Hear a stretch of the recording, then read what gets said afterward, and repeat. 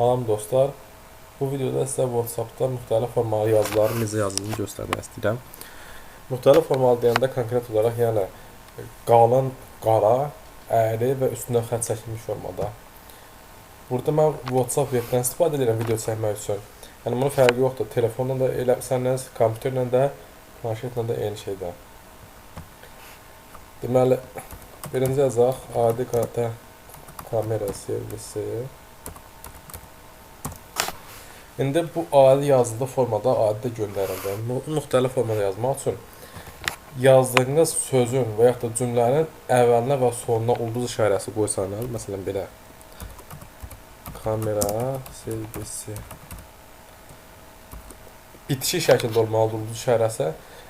Cümlənin əvvəlinə və tam axırıncı sözün axırıncı hərfinə. Gördüyünüz üçün burada qalın qara formada düşdü. İkinci əyri formada yazmaqda, onu da deməli cümlənin və yaxud da yazdığınız sözün əvvəlinə və sonuna bitişik formada alt xətt işarəsi qoyuruq.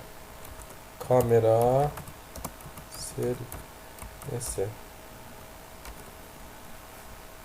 Gördüyünüz kimi cümlədə lap əvvələ, bir də lap sona bitişik formada olmalıdır mütləq. Göndəririk. Bu ilk yazı ilə baxsanız müqayisədə bu əyri formada göndərildi.